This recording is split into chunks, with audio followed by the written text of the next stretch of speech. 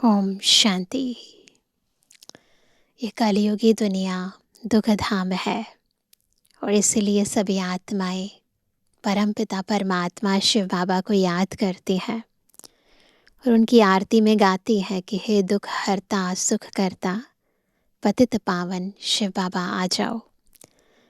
और जब शिव बाबा संगम युग पर इस सृष्टि पर आते हैं तो हम आत्माओं को सर्वप्रथम हमारे दुखों का मूल कारण ये देह और देह में व्याप्त विभिन्न विकार इस बात से अवगत कराते हैं। फिर इस दुख धाम से कैसे छूटकर हमें सुख धाम जाना है, अपने दुखों को कैसे खत्म करना है, खुद मास्टर दुख हरता सुख करता कैसे बनना है और फिर अन्य आत्माओं के दुख दूर करके सब आत्माओं को वापस घर कैसे जाना है, वो विधि भी बताते हैं। आज की मुरली भी हमें अनेक प्रकार के स्वमानों से सजा रही है और बाबा के समान मास्टर दुख हरता सुख करता बना रही है। सुनते हैं प्यारे बाबा के मधुर महावाक्य। आज 17 दिसंबर 2025।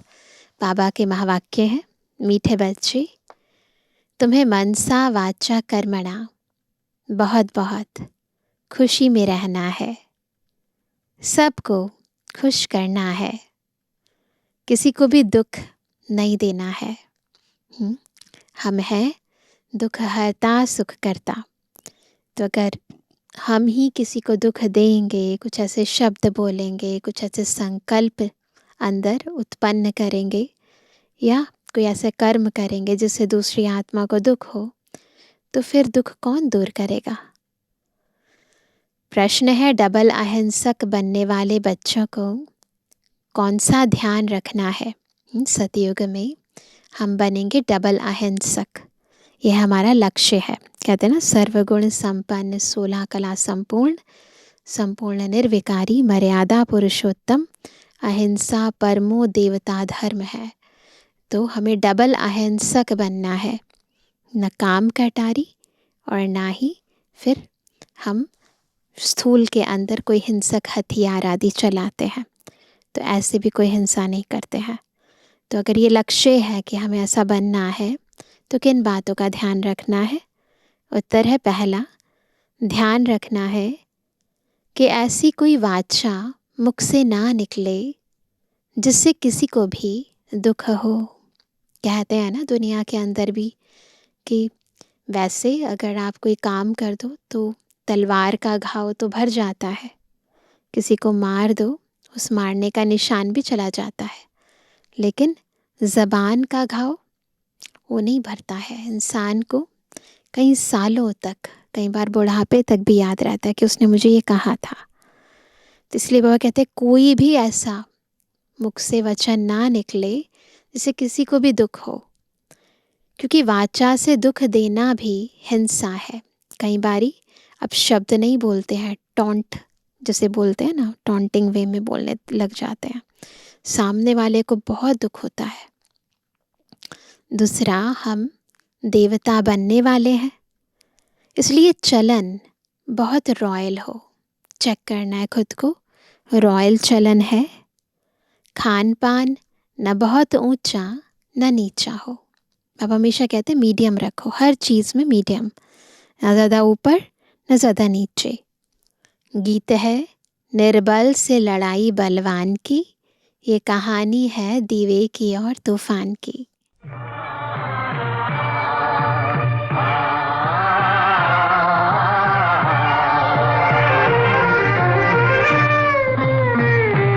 निर्बल से लड़ाई बलवान की, निर्बल से लड़ाई बलवान की, ये कहानी है दिए की और तूफान की, ये कहानी है दिए की और तूफान की।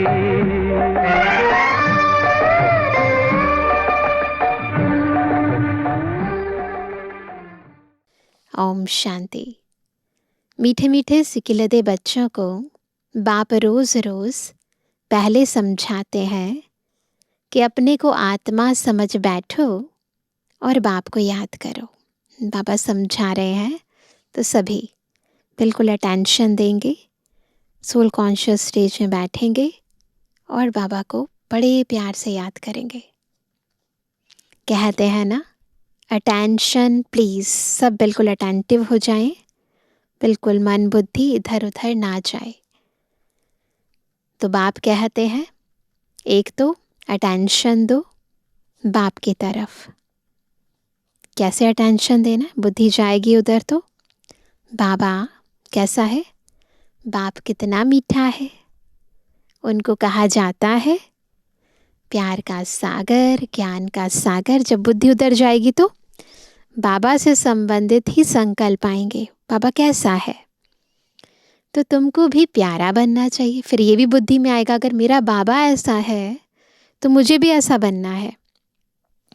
मनसा वाचा कर्मणा, हर बात में तुमको खुशी रहनी चाहिए, हर बात में खुशी रहनी चाहिए। खुशी कब रहेगी? जब मनसा वाचा कर्मणा समय श्वास संकल्प से ना ज्ञान गुण शक्तियाँ आत्माओं में लुटाते रहेंगे, ज्ञान दान करते रहेंगे, शक्तियों का दान करते रहेंगे। बाबा कहते कोई को भी दुख नहीं देना है। बाप भी किसी को दुख नहीं करते हैं, तो बाबा भी किसी को दुखी नहीं करते हैं ना। तो बिल्कुल जो बाबा करते हैं वो हमें करना है। बाप भी किसी को दुखी नहीं करते हैं। बाप आए ही हैं सुखी करने, दुखी करने नहीं, सुखी करने। तुमको भी कोई प्रकार का किसको दुख नहीं देना है, कोई भी ऐसा कर्म नहीं करना चाहिए, मनसा में भी नहीं आना चाहिए। परंतु यह अवस्था पिछाड़ी में होगी। कुछ ना कुछ कर्म इंद्रियों से भूल होती है, जाने अनजाने कुछ ना कुछ कर देते हैं ना। अपने को आत्मा समझेंगे, दूसरे को भी आत्मा भाई देखेंगे, तो फिर किसको दुख नहीं देंगे। तो आधार क्या है? आत्मिक स्मृति, आत्मिक दृष्टि। शरीर ही नहीं देखेंगे तो दुख कैसे देंगे? अब शिव बाबा क्यों हमें सदा सुखी बनाते हैं, क्यों दुख हर लेते हैं? क्योंकि बाबा हमें सदा आत्मिक दृष्टि से देखते हैं। हमें भी बाबा यही सिखाते हैं। इसमें गुप्त मेहनत है, यह सारा बुद्धि का काम है। अभी तुम पारस बुद्धि बन रहे हो, बुद्धि की तो बात है, बुद्धि तो तीसरा नेत्र है, उसी से देखना है। तुम जब पारस बुद्धि थे, याद करो सतयुग में कैसे थे, तो तुमने बहुत सुख देखे। तो सारा खेल किसका है? दृष्टि का ना। तुम ही सुख धाम के मालिक थे ना। यह है दुख धाम, यह तो बहुत सिंपल है। वह शांति धाम है, हमारा स्वीट होम। फिर वहाँ से पाठ बजाने आए हैं। दुख का पाठ बहुत समय बजाया है, अब सुख धाम में चलना है। इसलिए एक दो को भाई भाई समझना है। आत्मा आत्मा को दुख नहीं दे सकती। तो बाबा बहुत ही क्लैरिटी से समझा रहे हैं, दुख का कारण है देह को देखना, देहिक दृष्टि जाना। और अगर सुखी होना चाहते हैं तो अपने को आत्मा समझें, सामने आत्मा भाई को देखें, आत्मिक दृष्टि से एक दूसरे के संबंध संपर्क में आए तो सब सुखी हो जाएंगे। तो आत्मा आत्मा को दुख नहीं दे सकती। अपने को आत्मा समझ, आत्मा से बात कर रहे हैं। आत्मा ही तख्त पर विराजमान है। तो जैसे बाबा ड्रिल करा रहे हैं, फील करते जाएंगे आत्मा विराजमान है, मेरे आसपास भी सभी आत्माएं बैठी हैं। यह भी शिव बाबा का रथ है ना।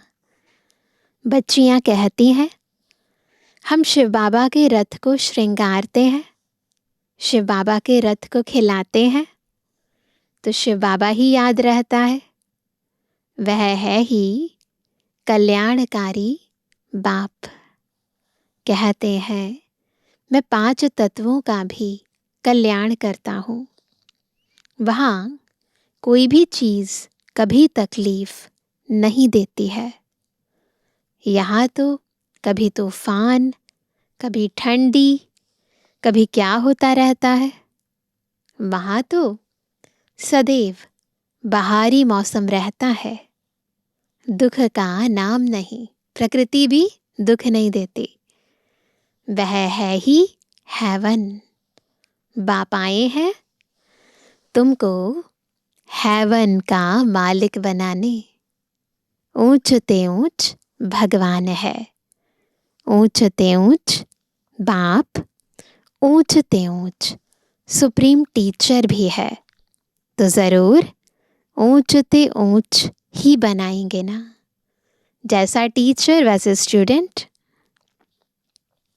तुम यह लक्ष्मी नारायण थे ना, यह सब बातें भूल गए हो। यह बाप ही बैठ समझाते हैं। ऋषियों मुनियों आदि से पूछते थे, आप रचयिता और रचना को जानते हो? तो क्या कहते थे? तो नेति नेति कह देते थे, हम नहीं जानते। जबकि उनके पास ही ज्ञान नहीं था, तो फिर परंपरा कैसे चल सकता? बाप कहते हैं यह ज्ञान मैं अभी ही देता हूँ। रचयिता और रचना के आदि मध्य अंत का ज्ञान बाबा अब संगम पर देते हैं।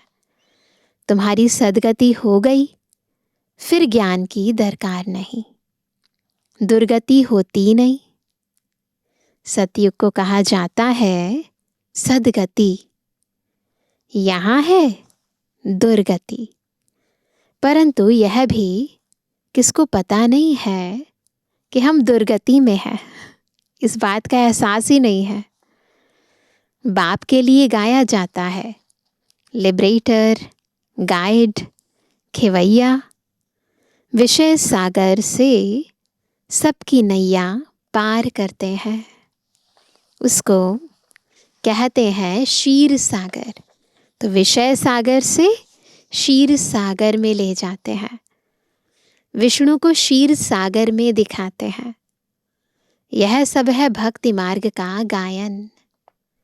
बड़ा बड़ा तालाब है जिसमें विष्णु का बड़ा चित्र दिखाते हैं। नेपाल में जो मंदिर है वहाँ यहाँ दिखा देते हैं, विष्णु क्षीर सागर में लेटे हुए हैं। तो बाबा कहते हैं कि तो ऐसा दिखा देते हैं, बाकी ऐसा नहीं है, सब प्रतीकात्मक है ना। बाप समझाते हैं तुमने ही सारे विश्व पर राज्य किया है, अनेक बार हार खाई और जीत पाई है। बाप कहते हैं काम महाशत्रु है, उन पर जीत पाने से तुम जगत जीत बनेंगे। तो खुशी से बनना चाहिए ना। भल गृहस्थ व्यवहार में, प्रवृत्ति मार्ग में रहो, परंतु कमल फूल समान पवित्र रहो। अभी तुम कांटों से फूल बन रहे हो। समझ में आता है यह है फॉरेस्ट ऑफ थॉर्न्स, यानी कांटों का जंगल। एक दो को कितना तंग करते हैं, मार देते हैं। केवल तंग नहीं करते, मार भी देते हैं। बाप मीठे मीठे बच्चों को कहते हैं तुम सबकी अब वानप्रस्थ अवस्था है। स्मृति में लेकर आए, हम सबकी अब वानप्रस्थ अवस्था है। हम सब वानप्रस्थी हैं, छोटे बड़े सबकी वानप्रस्थ अवस्था है, वाणी से परे जाने की। तुम वाणी से परे जाने के लिए पढ़ते हो ना। तुमको अभी सतगुरु मिला है। सतगुरु क्या करते हैं? लिबरेट करते हैं। वह तो वानप्रस्थ में तुमको ले ही जाएंगे, सतगुरु है ना। यह है यूनिवर्सिटी। भगवानुवाच है ना, मैं तुमको राजयोग सिखलाकर राजाओं का राजा बनाता हूँ। यूनिवर्सिटी है तो एम ऑब्जेक्ट है राजाओं का राजा बनना। जो पूज्य राजाएं थे वही फिर पुजारी राजाएं बनते हैं। तो बाप कहते हैं, बच्चे अच्छी रीति पुरुषार्थ करो, दैवी गुण धारण करो, भल खाओ पियो, श्रीनाथ द्वारे में जाओ। कहीं जाना है जाओ, छुट्टी है बाबा की तरफ से। वहाँ घी के माल ढेर मिलते हैं। घी के कुएं ही बने हुए हैं श्रीनाथ में ना। जो श्रीनाथ का मंदिर है वहाँ पर घी के कुएं बने हुए हैं। श्रीनाथ द्वारे जाते हैं ना तो देखते हैं। खाते फिर कौन है ना, भोग तो लगाते हैं श्रीनाथ को, लेकिन खाता कौन है? पुजारी। श्रीनाथ और जगन्नाथ दोनों को काला बनाया है। अंदर देखो ना तो चित्र काला। जगन्नाथ के मंदिर में देवताओं के गंदे चित्र हैं, देखा है वहाँ पर, है ना, बहुत गंदे चित्र बना रखे हैं। वहाँ चावल का हांडा बनाते हैं। वहाँ श्रीनाथ की तरह वहाँ पर घी के पकवान नहीं बनते हैं। वहाँ चावल का हांडा होता है, मीठे चावल होते हैं। वह पक जाने से 4 भाग हो जाते हैं। सिर्फ चावल का ही भोग लगता है, क्योंकि अभी साधारण है ना। इस तरफ गरीब और उस तरफ साहूकार, वही आत्मा गरीब से साहूकार, फिर साहूकार से गरीब बनती है। तो आत्मा सतयुग में है तो सर्व प्राप्तियों से संपन्न है, और कलयुग अंत में बिल्कुल खाली हो जाती है। अभी तो देखो कितने गरीब हैं, खाने पीने को कुछ नहीं मिलता है। सतयुग में तो सब कुछ है। तो बाप आत्माओं को बैठ समझाते हैं, शिव बाबा बहुत मीठा है, वह तो है निराकार। प्यार आत्मा को किया जाता है ना, आत्मा को ही बुलाया जाता है। शरीर तो जल गया।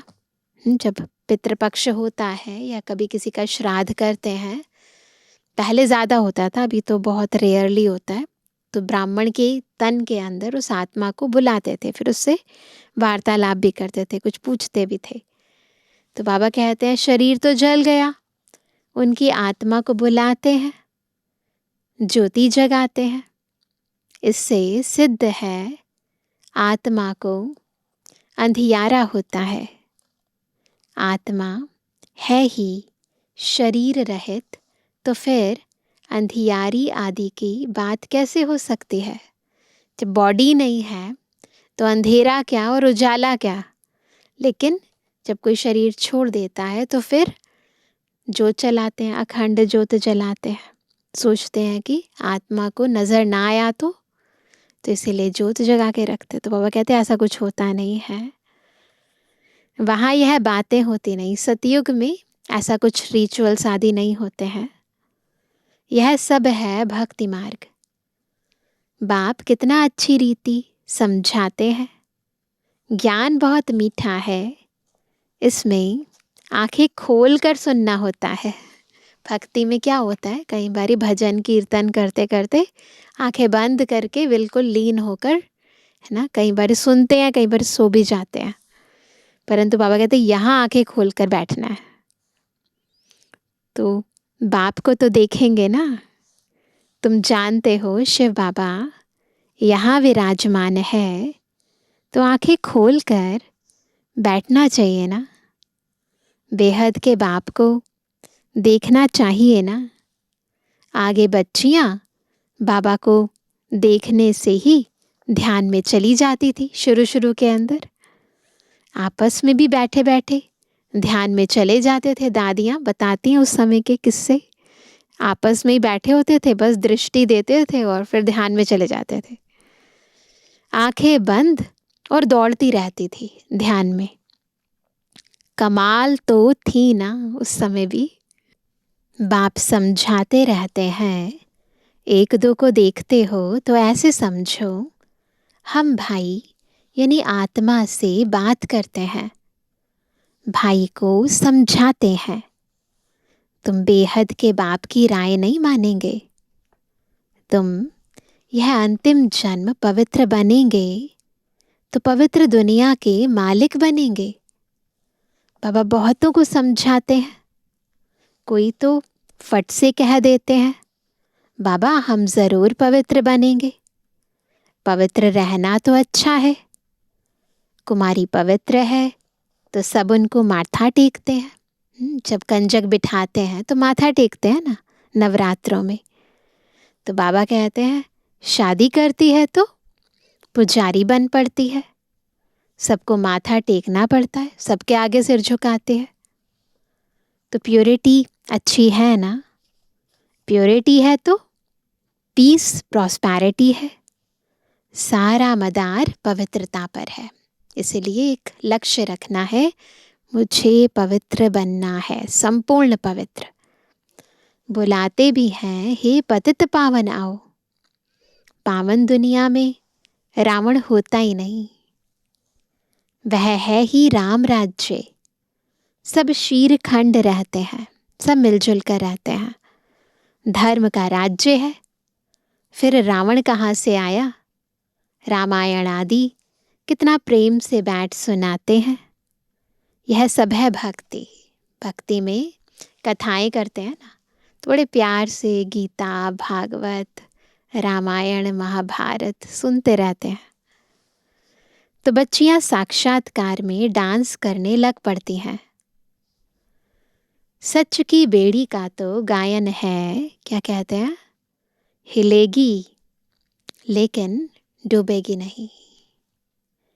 और कोई सत्संग में जाने की मना नहीं करते, यहाँ पर मना करते हैं।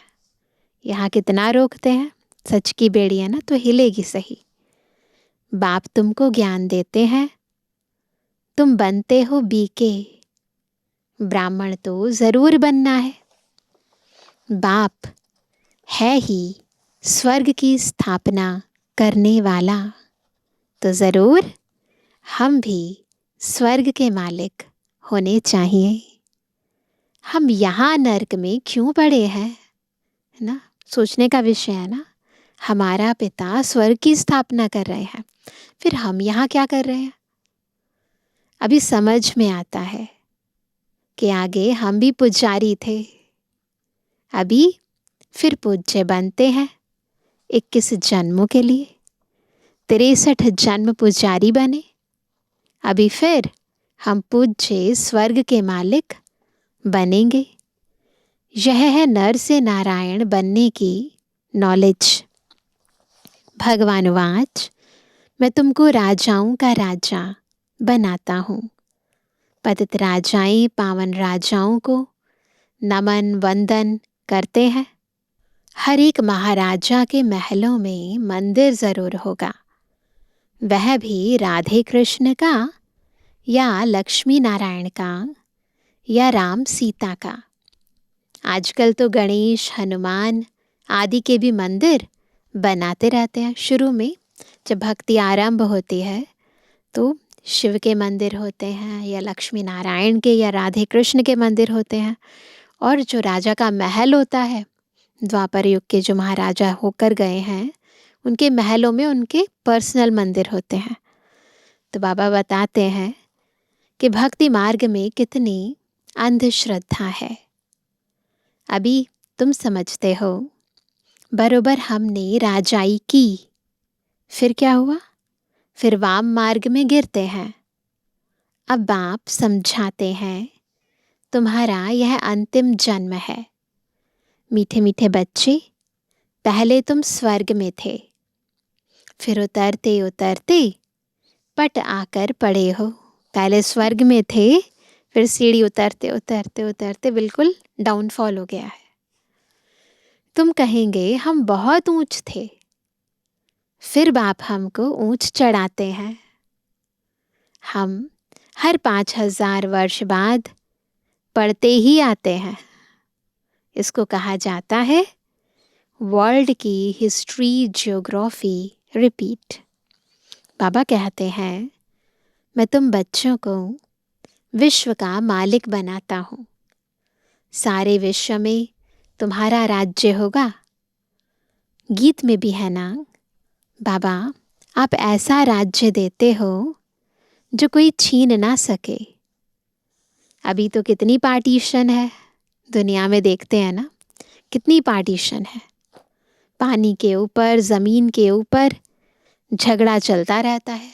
देश देश का, राज्य राज्य का आपस में झगड़ा है ना। अपने अपने प्रांत की संभाल करते रहते हैं। ना करे तो छोकरे लोग यानी बच्चे लोग पत्थर मारने लग पड़े। वो लोग समझते हैं यह नवजवान पहलवान बन भारत की रक्षा करेंगे, सो पहलवानी अभी दिखलाते रहते हैं। दुनिया की हालत देखो कैसी है। रावण राज्य है ना, विकारों का राज्य है। बाप कहते हैं यह है ही आसुरी संप्रदाय। तुम अभी दैवी संप्रदाय बन रहे हो। देवताओं और असुरों की फिर लड़ाई कैसे होगी? कैसे होगी जो शास्त्रों में दिखाई है? तुम तो डबल अहिंसक बनते हो। फिर लड़ाई कैसे होगी? वह है डबल अहिंसक। कौन? स्वर्ग के देवी देवताएं। देवी देवताओं को डबल अहिंसक कहा जाता है। अहिंसा परमो देवी देवता धर्म कहा जाता है। बाबा ने समझाया क्या? किसको वाचा से दुख देना भी हिंसा है। नोट करेंगे, वाचा से हमारी बात किसी को कड़वी लगे, है ना, किसी को दर्द हो, किसी को दुख हो, है ना, ऐसा नहीं होना चाहिए। तुम देवता बनते हो तो हर बात में रॉयल्टी होनी चाहिए, है ना। खान पान आदि न बहुत ऊंचा न बहुत हल्का, एक रस। राजाओं आदि का बोलना बहुत कम होता है। ऐसे बिना किसी कारण से बोलते रहे वो अच्छा थोड़ी ना होता है। पापा बता रहे अगर राजा बनना है तो क्या क्या क्वालिटीज़ अभी से होनी चाहिए। प्रजा का भी राजा में बहुत प्यार रहता है। यहाँ तो देखो क्या लगा पड़ा है, देख रहे हैं ना दुनिया के अंदर, देश के अंदर क्या क्या होता जा रहा है। कितने आंदोलन हैं। बाप कहते हैं जब ऐसी हालत हो जाती है तब मैं आकर विश्व में शांति करता हूँ। गवर्नमेंट चाहती है सब मिलकर एक हो जाएं, चाहते हैं ना वहाँ वो भी चाहते हैं। जैसे भारत देश के अंदर पहले एक राज्य था, एक भाषा थी, एक धर्म था, अभी भी चाहते हैं सब मिलकर एक हो जाएं। तो बाबा कहते हैं भल सब ब्रदर्स तो हैं, आत्मा रूप में ब्रदर्स हैं, परंतु यह तो खेल है ना। बाप कहते हैं बच्चों को तुम कोई फिक्र नहीं करो। अनाज की अभी तकलीफ है, वहाँ तो अनाज इतना हो जाएगा, बिगिर पैसे जितना चाहे उतना मिलता रहेगा। अभी वह दैवी राजधानी स्थापन कर रहे हैं। हम हेल्थ को भी ऐसा बना देते हैं जो कभी कोई रोग होवे ही नहीं, गारंटी है। कैरेक्टर भी हम इन देवताओं जैसा बनाते हैं। जैसे जैसा मिनिस्टर हो ऐसा उनको समझा सकते हैं, युक्ति से समझाना चाहिए। ओपिनियन में बहुत अच्छा लिखते हैं, परंतु अरे तुम भी तो समझो ना, है ना। जो ओपिनियन जिनसे हम लिखवाते हैं तो वह कहते हैं उनको भी तो समझाओ ना। तो कहते हैं फुर्सत नहीं। तुम बड़े लोग कुछ आवाज़ करेंगे तो गरीबों का भी भला होगा। बाप समझाते हैं अभी सबके सिर पर काल खड़ा है। आजकल करते करते काल खा जाएगा। तुम कुंभकर्ण मिसल बन पड़े हो। बच्चों को समझाने में बहुत मज़ा भी आता है बाबा ने ही यह चित्र आदि बनवाए हैं। दादा को थोड़ी ये ज्ञान था। तुमको वर्षा लौकिक और पारलौकिक बाप से मिलता है, अलौकिक बाप से वर्षा नहीं मिलता है। यह तो दलाल है, इनका वर्षा नहीं है। प्रजापिता ब्रह्मा को याद नहीं करना है। मेरे से तो तुमको कुछ भी नहीं मिलता है। ऐसे ब्रह्मा बाबा बिल्कुल निरहंकारी। मैं भी पढ़ता हूँ, वर्षा है ही एक हद का, दूसरा बेहद के बाप का। प्रजापिता ब्रह्मा क्या वर्षा देंगे? बाप कहते हैं माम एकम याद करो। यह तो रथ है ना, रथ को तो याद नहीं करना है ना। ऊंच ते ऊंच भगवान कहा जाता है। बाप आत्माओं को बैठ समझाते हैं। आत्मा ही सब कुछ करती है ना। एक खाल छोड़ दूसरी लेती है, जैसे सर्प का मिसाल है। एक खाल छोड़ता है, दूसरी ले लेता है। भ्रमरियाँ भी तुम हो। विष्टा के कीड़े को पकड़ के भ्रमरियाँ आप समान बना देती हैं। बाबा कहते तुम भी भ्रमरियों की तरह हो। ब्राह्मणियाँ लेकर आते हो उन आत्माओं को, ज्ञान की भूं भूं करती हो और ब्राह्मण बना देती हो। ज्ञान की भूं भूं करो। ज्ञान सुनाते सुनाते तुम किसी को भी विश्व का मालिक बना सकते हो। बाप जो तुम्हें विश्व का मालिक बनाते हैं, ऐसे बाप को क्यों नहीं याद करेंगे? अब बाप आया हुआ है तो वर्षा क्यों नहीं लेना चाहिए? ऐसे क्यों कहते कि फुर्सत नहीं मिलती है? अच्छे अच्छे बच्चे तो सेकंड में समझ जाते हैं। बाबा ने समझाया है मनुष्य लक्ष्मी की पूजा करते हैं। अब लक्ष्मी से क्या मिलता है और अम्बा से क्या मिलता है? लक्ष्मी तो है स्वर्ग की देवी, उनसे पैसे की भीख मांगते हैं। अम्बा तो विश्व का मालिक बनाती है, खुद भी बनती है, बनाती भी है, सब कामनाएं पूरी कर देती है। श्रीमत द्वारा सब कामनाएं पूरी हो जाती हैं। अगर बाबा की श्रीमत पर चलेंगे तो सब कामनाएं पूरी हो जाएंगी। अच्छा मीठे मीठे के जवानी बच्चों पितृवानी बाप दादा का दिल जान सको प्रेम से नंबरवार प्रसाद अनुसार याद कर। रूहानी बच्चों की रूहानी बाप दादा को गुड मॉर्निंग, नमस्ते नमस्ते नमस्ते। धारणा के लिए मुख्य सार पहला, इन कर्मेंद्रियों से कोई भूल ना हो, इसके लिए मैं आत्मा हूँ, यह स्मृति पक्की करनी है। शरीर को नहीं देखना है, एक बाप की तरफ अटेंशन देना है। दूसरा, अभी वानप्रस्थ अवस्था है, इसलिए वाणी से परे जाने का पुरुषार्थ करना है। पवित्र जरूर बनना है, बुद्धि में रहे सच की नैया हिलेगी, डूबेगी नहीं। याद रहे सच की नैया हिलती है, डुलती है, पर डूबती नहीं है। इसलिए विघ्नों से घबराना नहीं है। आज का वरदान है, ड्रामा की नॉलेज से अचल स्थिति बनाने वाले प्रकृति व माया जीत भव। ड्रामा की नॉलेज से अचल स्थिति बनाने वाले प्रकृति व माया जीत भव। इसलिए ड्रामा की नॉलेज को यथार्थ रीति समझना है। प्रकृति व माया द्वारा कैसा भी पेपर आए, लेकिन जरा भी हलचल ना हो, अंदर स्थिति ना हिले।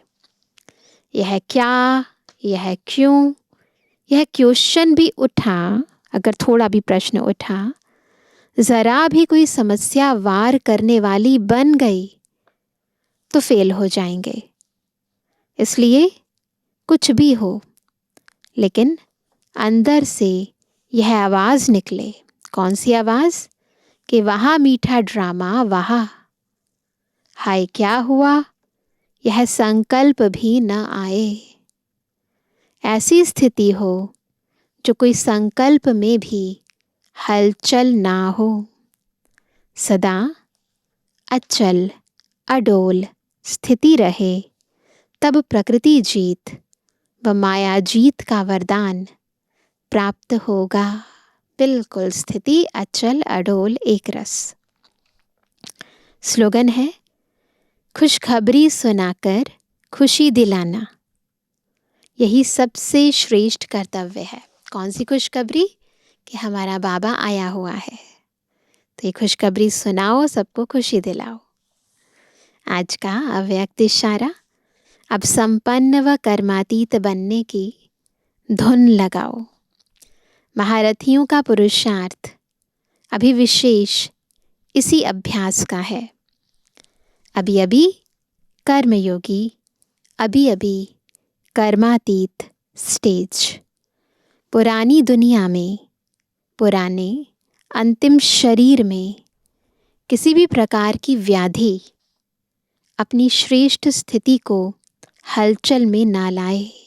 कोई भी व्याधि, स्वचिंतन, ज्ञान चिंतन, शुभ चिंतक बनने का चिंतन ही चले।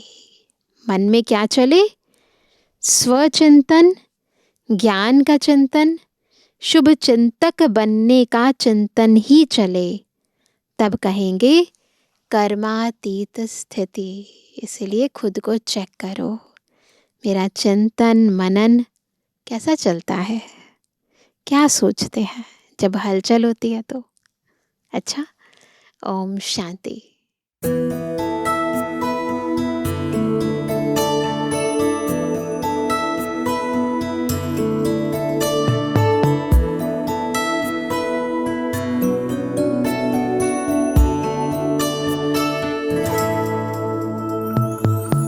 हम तो सदा महफूज हुए हैं दाता तेरी याद में, बिन मांगे सब कुछ है पाया, क्या मांगू फरियाद में। हम तो सदा महफूज हुए हैं दाता तेरी याद में, बिन मांगे सब कुछ है पाया, क्या मांगू फरियाद में।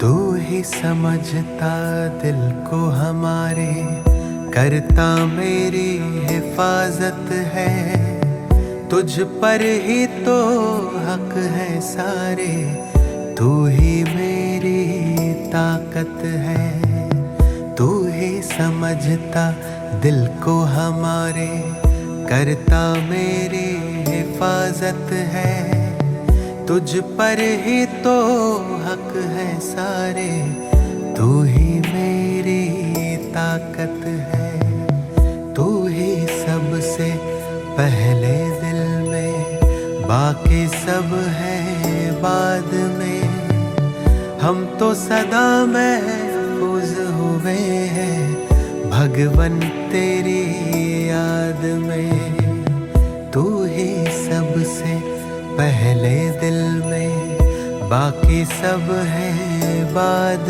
में। हम तो सदा महफूज हुए हैं भगवन तेरी याद में।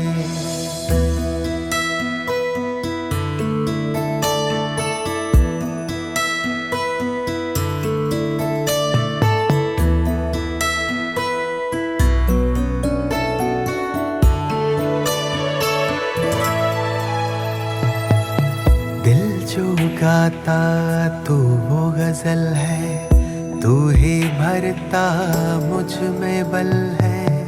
तुझसे मुकम्मल मेरी सांसें, तू ही जीवन सबका तराशे। दिल जो गाता तू वो गजल है, तू ही भरता मुझ में बल है। तुझसे मुकम्मल मेरी सांसें, तू ही जीवन सबका तराशे। तुमने दी है हर एक खूबी मुझको आशीर्वाद में, हम तो सदा महफूज हुए हैं साहिब तेरी याद में। तुमने दी है हर एक खूबी मुझको आशीर्वाद में, हम तो सदा महफूज हुए हैं साहिब तेरी याद में।